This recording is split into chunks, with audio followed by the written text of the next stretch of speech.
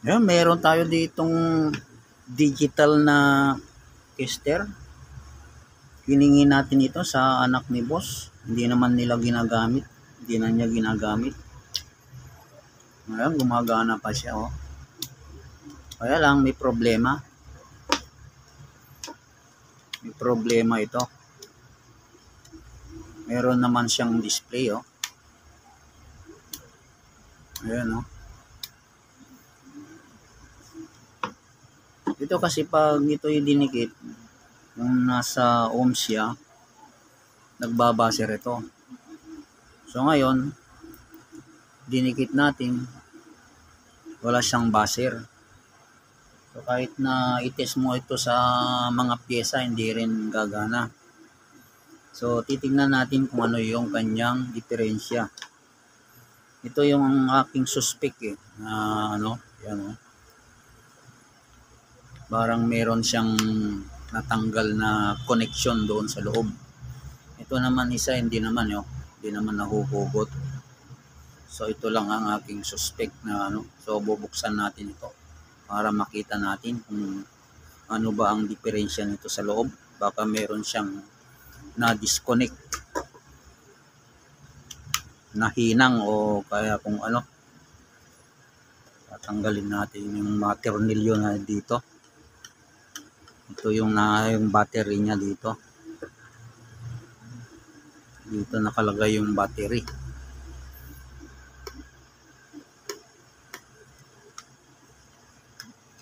Ayan o, dalawa yung battery niya. Double A na dalawang piraso. Tingnan nga natin kung okay pa itong battery niya. I-testing nga natin dito sa isa pang digital tester.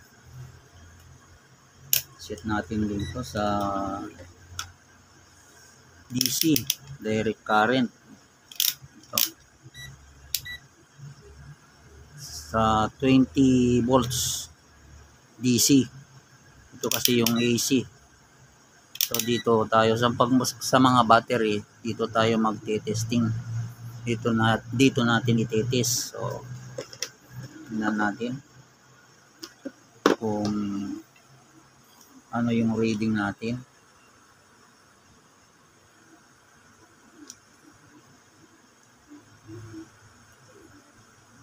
$15, 1.5. So okay pa ito. Ang voltahe nito ano tong voltahe nito? 1.5 volts. Kikita nyo ba guys? Ang late oh. Ang late kasi. So okay pa itong battery niya. Ayan oh. 1.5. Nakikita nyo ba to? 1.5 volts. Itong isa.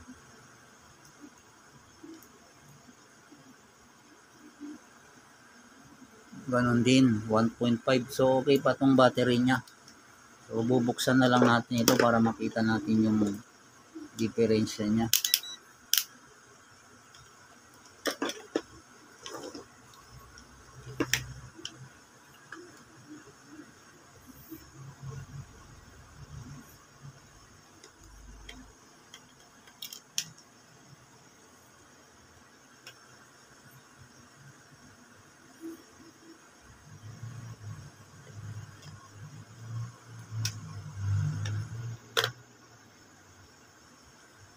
Magandang klase itong tester na to eh.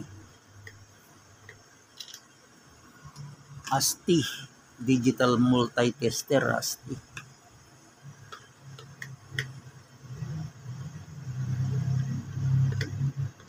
Hiningi ko na lang sa anak ni boss. Ibinigay naman sa akin. Hindi naman nila nagagamit na eh. Kasi nung nag-aaral pa yon, ginagamit niya ito. Ayun, nag-graduate na, hindi naman na niya ginagamit.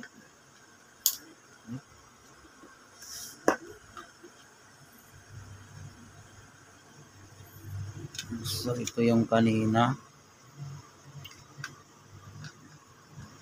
Ayun, may putol siya. So natanggal yung connection niya rito. Tanggalin nga natin. Ayun, natanggal yung kanyang hinang. Yung hinang dito. So, ihihinang natin ito. Ihihinang natin ito. Papainit natin yung panghinang natin.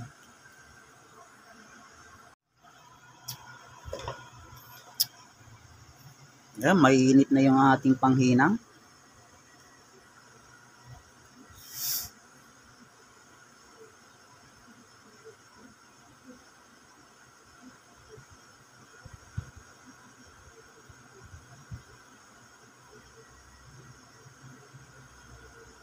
Dumikit.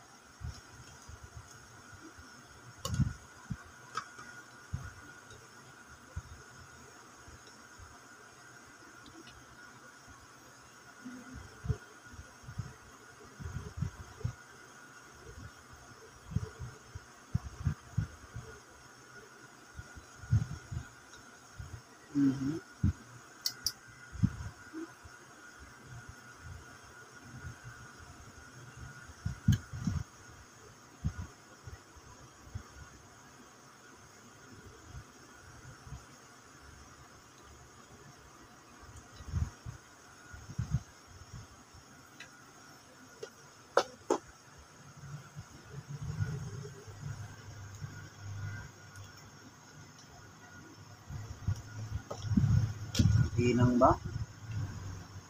Parang hindi.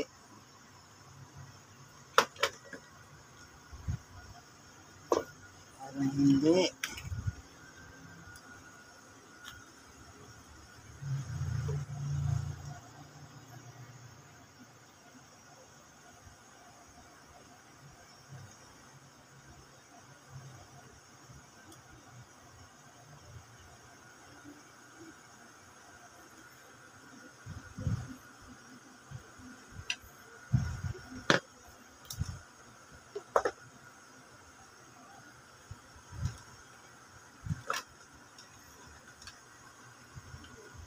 Tingnan natin.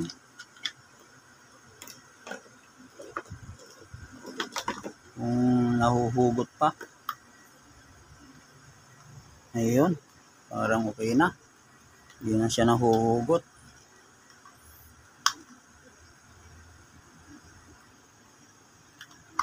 Ayun.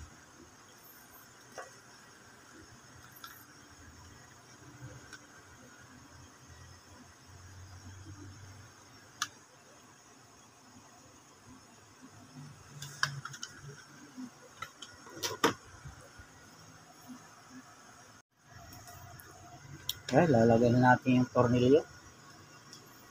Okay na siguro ito.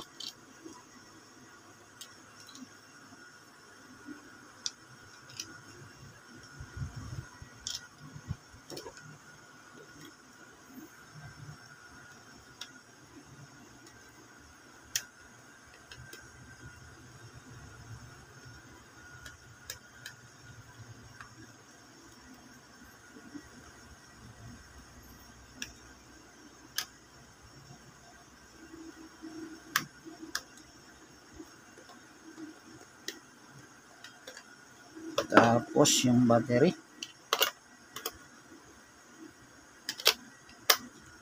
Takip.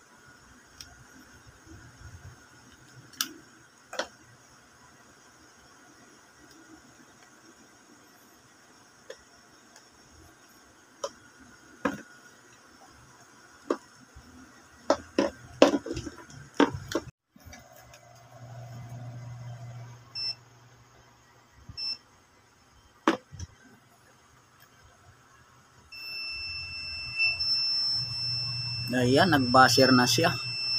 Narinig nyo guys, yung buzzer niya. Kailangan pala i-select dito sa ohms. Nakaselect siya sa ohms.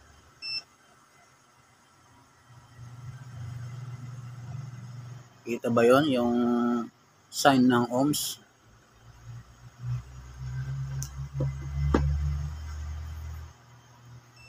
Ayan, nag-buzzer siya. Subukan nga natin itong nabili nating stator kung siya ay magre-reading.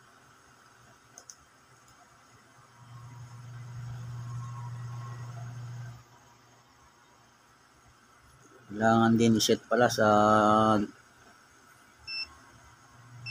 dito sa naka-sign na diode ba yan.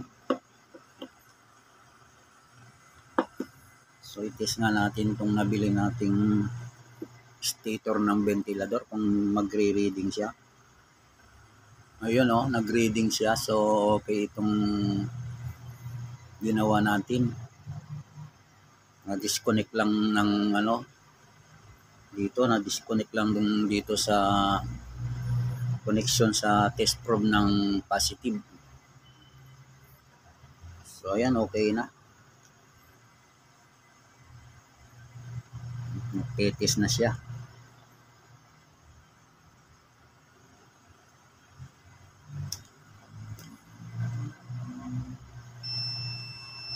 Ayan. Okay na siya.